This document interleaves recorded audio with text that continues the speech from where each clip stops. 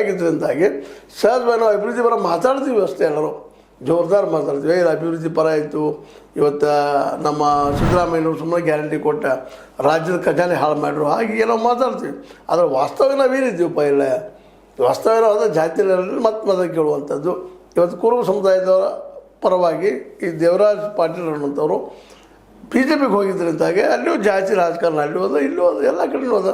ಇದ್ರ ಪರಿಹಾರ ಇಲ್ಲ. ಅದಕ್ಕೆ ಮತದಾರ ಏನು ನಿರ್ಧಾರ ಮಾಡುವಂಥದ್ದು ವಿಷಯ. ಮೇಲೆ ಹೇಳೋದು ಅದನ್ನು, ಈ ದೇಶದ ಈ ರಾಜ್ಯದ ಬದಲಾವಣೆ ಯಾರಿಂದ ಆದ್ರೆ ಅದು ಮತದಾರರಿಂದ, ಅದು ಪ್ರಜ್ಞಾವಂತ ಮತದಾರರಿಂದ ಸಾಧ್ಯ ಇಲ್ಲ. ಅದು ಎಲ್ಲಿವರೆಗೆ ಆಗುವುದಿಲ್ಲ.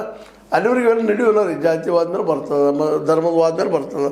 ನೋಡಿ, ಧರ್ಮದ ನೆಲಗಟ್ಟಿನಲ್ಲಿ ಅನಂತಕುಮಾರ್ ಹೆಗಡೆ ಅವರು ಬರ್ತಾ ಇದ್ದಾರೆ. ಅವರು ನಾವು ಅವ್ರಿಗೆ ಮತ ಕೇಳ್ತೀವಪ್ಪ ಅಂತೇಳಿ ಹೆಚ್ಚು ಕಡಿಮೆ ಆದರೆ ವೀರಣ್ಣ ಚಂದ್ರಬಳ್ಳರ ಜೊತೆಗೆ ಒಳ್ಳೆಯ ಸಂಬಂಧ ಇದೆ. ನಮ್ಮ ಏನಪ್ಪ ಅಂದ್ರೆ ಬಸವಗೌಡ ಪಾಟೀಲ್ ಅಂತ ಅನ್ನೋದು ಅವರು ಬರ್ಬೋದು. ಅಂದರೆ ಒಟ್ಟಾರೆಯಾಗಿ ಹೇಗಾದರೂ ಮಾಡಿ ಒಟ್ಟು ಯುದ್ಧ ಗೆಲ್ಲೋದು, ಅಂದ್ರೆ ಚುನಾವಣೆಯಲ್ಲಿ ಗೆಲ್ಲೋದು ಒಂದೇ ಮುಖ್ಯ ಇಂಟೆನ್ಷನ್ ಅದ. ಯಾಕೆ ಅಧಿಕಾರ ಹಿಡಿಯೋದು, ಅಧಿಕಾರದಿಂದ ನಾವು ಬೇಕಾದ ಮಾಡ್ಬೋದು. ಇವತ್ತು ಎಲ್ಲ ಪಕ್ಷಗಳು ಗೊತ್ತಿರುವಂಥ ವಿಷಯ ಆಗ್ಯದ.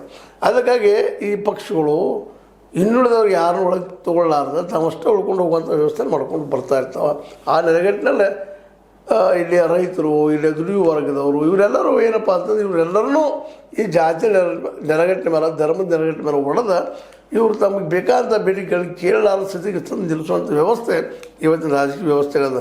ಏನೂ ಇರಲಿ, ಈಗ ಮಾತ್ರ ಈ ಬಾಗಲಕೋಟೆಯಲ್ಲಿ ಒಂದಿನ ಸಲ ಆಗ್ಬೋದು, ಗೆಲ್ಲಬೋದು ಕಾಂಗ್ರೆಸ್ ಅಂತಿತ್ತು. ಯಾಕಂದ್ರೆ ಹೋದ ಸಲ HY ಮೇಟಿ ಅವರು ಗೆದ್ದಿದ್ರು. ಅದನ್ನು ಹಾಗೆ ಇಲ್ಲಿ ಅವ್ರ ಮಕ್ಕಳಿಗೆ ಕೊಟ್ಟದ ಸಿಂಪತಿ ಆಧಾರದ ಮೇಲೆ ಓಟು ಬರ್ತವೆ. ಮತ್ತು ಅದ್ರ ಜೊತೆಗೆ OBC ಮತ್ತು ದಲಿತರು ಮತ್ತು ಮುಸ್ಲಿಮ್ಸ್ ಒಂದಾದ್ರೆ ನಮ್ಗೆ ಗೆಲುವು